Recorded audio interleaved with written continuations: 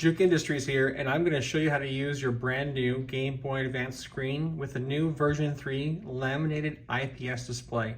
These displays are really cool. They have a new touchscreen sensor on them, and I'm going to show you how to use that and how to take full advantage of that feature. Let me just turn on my Super Nintendo Game Boy Advance here. I've already got a flash cartridge, or one of my flash cartridges in the Game Boy with all the games on it. So let's go down, I'll push start, that will show me the games I've been playing recently.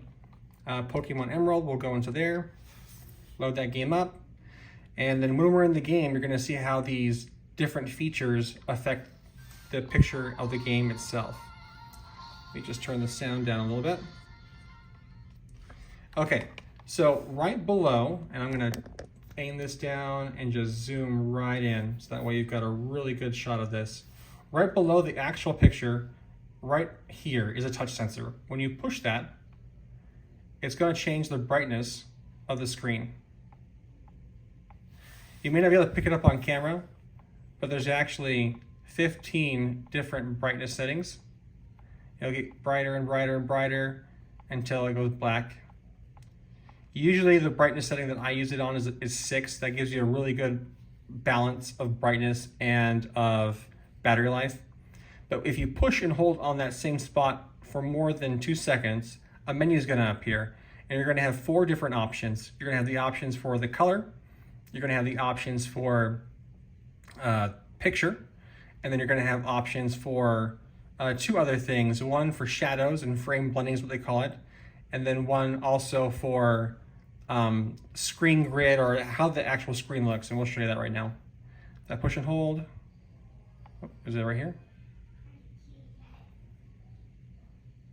There it is, it's right there. You'll see BRT is brightness.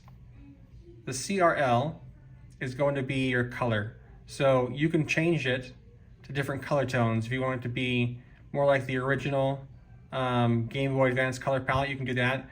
I like to keep mine on CLR2 or Color 2 for a more vivid or bright look, more kind of like an OLED. You've got Color 3, which is black and white for Game Boy Pocket, and then Color 4 for the original Game Boy, which is really neat. So we'll go to Color 2. And then Display is going to show you 3 different display features.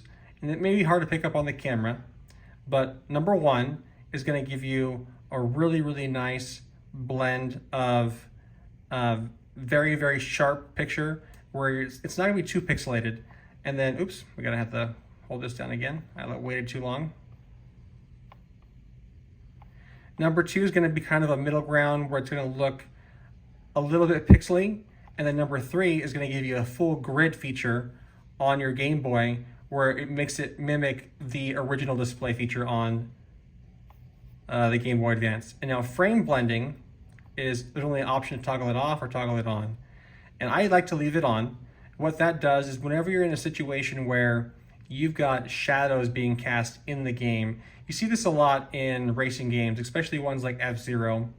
When the car is going into the air, you see the shadow below the car.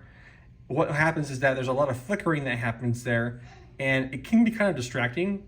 But if you turn on the frame blending mode, it fixes that flicker and makes it a solid shadow. So it makes it look a lot better and gives you a lot more clarity.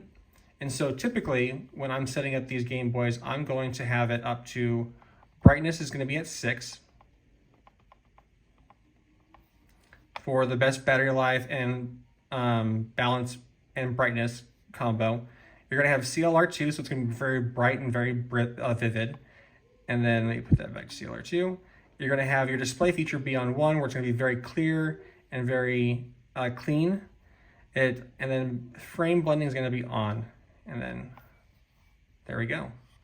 And that's really all there is to it. Once you've got your screen set up the exact way that you want it to be, it's just as simple as touching that bottom screen to fix your brightness depending on the situation, or whether you're outside or you're inside, to make it easier on your eyes to see the game you're playing. But if you've got any other questions, feel free to reach out to me and message me through my store at jukeindustries.etsy.com, and I will see you there.